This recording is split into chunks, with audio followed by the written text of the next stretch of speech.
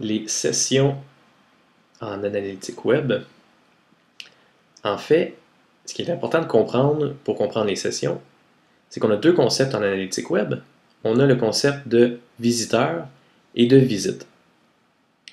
Donc un visiteur, c'est une personne unique. Une personne unique est identifiée par un cookie. Si vous êtes familier avec les cookies, c'est des petites pièces d'information qui sont déposées dans votre système de fichiers par le navigateur. Et ça, c'est commandé par le site web. Et c'est tout simplement un petit fichier. Et ce cookie-là contient de l'information qui nous permet de lier le site et la personne ensemble. Donc, on a un cookie par utilisateur. Donc ça, c'est unique. Par contre, un utilisateur, un visiteur, peut faire plusieurs visites. Donc, je pourrais avoir deux visites, par exemple, dans la même journée, à 13h, une à 15h, et une troisième qui aurait été il y a 2 jours, par exemple.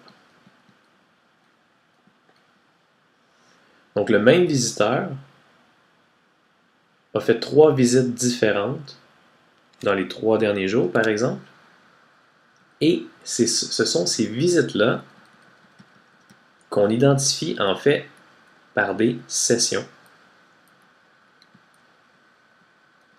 Et les sessions, ce sont des périodes, sont mesurées habituellement par la majorité des outils d'analytique par des périodes d'inactivité de 30 minutes.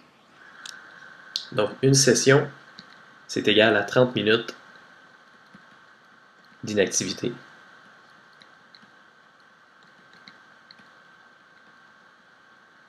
Donc, si un internaute se présente sur un site Internet et navigue plusieurs pages pendant une période d'1 heure ou 2 heures, mais en espaçant jamais le visionnement de chaque page par plus de 30 minutes, c'est la même session qui se poursuit tout le temps. S'il y a une période d'inactivité de 30 minutes, on recommence complètement une nouvelle session et c'est considéré comme une deuxième visite. Alors, comment est-ce qu'on arrive à mesurer ces périodes d'inactivité-là de 30 minutes et ces sessions-là? C'est encore par un cookie. Donc, on se souvient qu'on a notre cookie principal qui est notre petite pièce d'information qui est associée à notre visiteur. Pour identifier une session, on a besoin de 2 cookies. Donc, on est au deuxième et au troisième cookie. On en a un premier qui, lui, a une expiration de 30 minutes.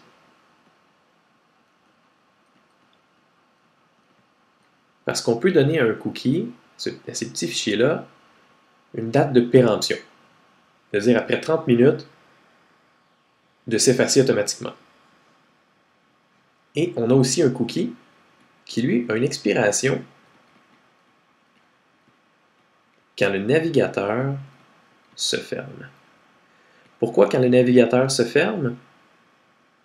Parce que il y a 2 façons de mesurer une session.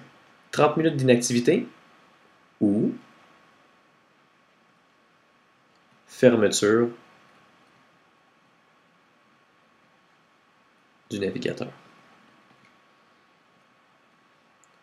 Ce sont les 2 façons qui nous permettent de dissocier une visite.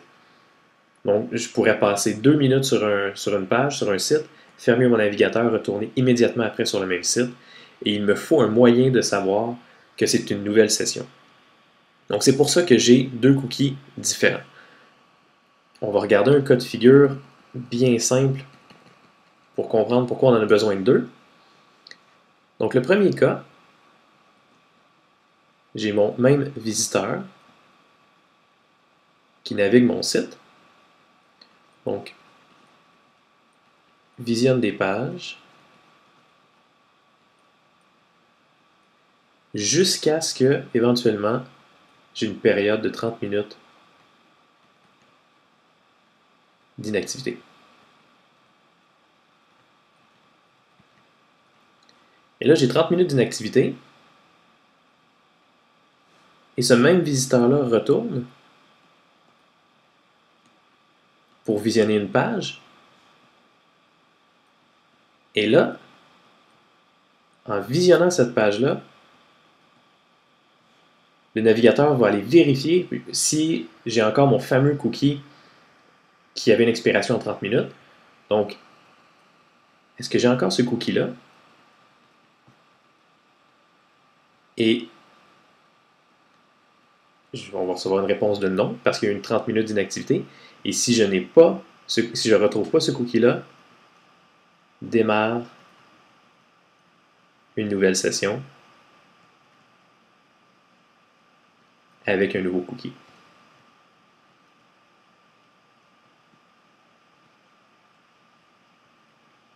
Donc ça, c'est le premier cas de figure.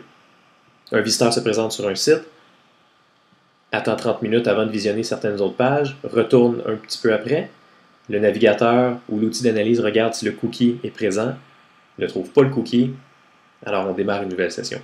Par contre, ça ne règle pas notre deuxième problème, qui est de dire, et si je ferme mon navigateur, qu'est-ce qui se passe? Ça me prend une façon de savoir qu'il faut que je démarre une nouvelle session. Parce que ce qui va se produire en redémarrant mon navigateur, si on reprend le même cas de figure numéro 1, si je ferme par exemple mon navigateur ici et que je retourne ensuite, mon cookie de 30 minutes d'activité va toujours être valide, il va toujours être présent. Donc, on va être porté à poursuivre la même session. Mais il ne faut pas ça. Donc, on reprend le deuxième cas de figure. J'ai mon visiteur, visionne toujours ces pages sur le site et éventuellement ferme le navigateur.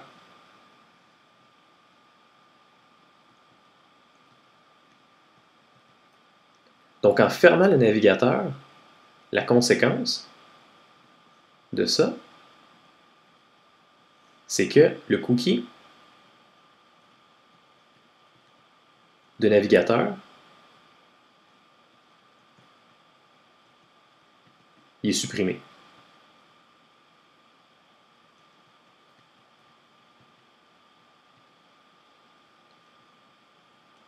Ce qu'on observe ensuite, c'est que ce visiteur-là va redémarrer son navigateur pour retourner sur le site. Et à ce moment-là, l'outil d'analyse va regarder, il va dire, est-ce que j'ai mon cookie de navigateur? Et donc, essentiellement, ça va être non.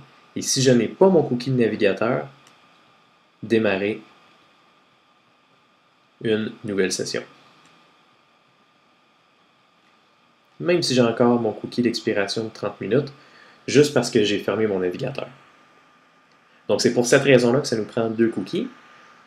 Donc, en gros, pour récapituler, le concept des sessions est vraiment de faire la distinction entre un visiteur et une visite.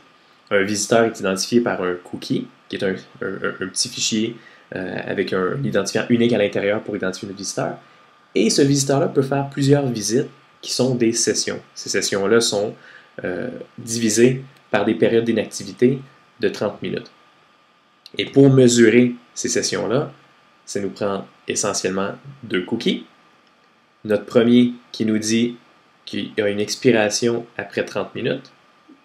Et lorsque cette expiration-là est atteinte, le cookie est supprimé. Et si on revisite le site, l'outil d'analyse va savoir que la session est expirée parce qu'il ne peut plus trouver ce petit fichier-là. Et on a notre deuxième cookie de session qui, lui, est lorsque le navigateur se ferme, pour qu'on soit en mesure de savoir que si je retourne sur le site 2 minutes après avoir fermé mon navigateur, même si ma session, selon ce cookie-là, qui est mon cookie d'expiration de 30 minutes, serait valide selon lui, de savoir que le navigateur a été fermé et que cette session-là n'est plus valide.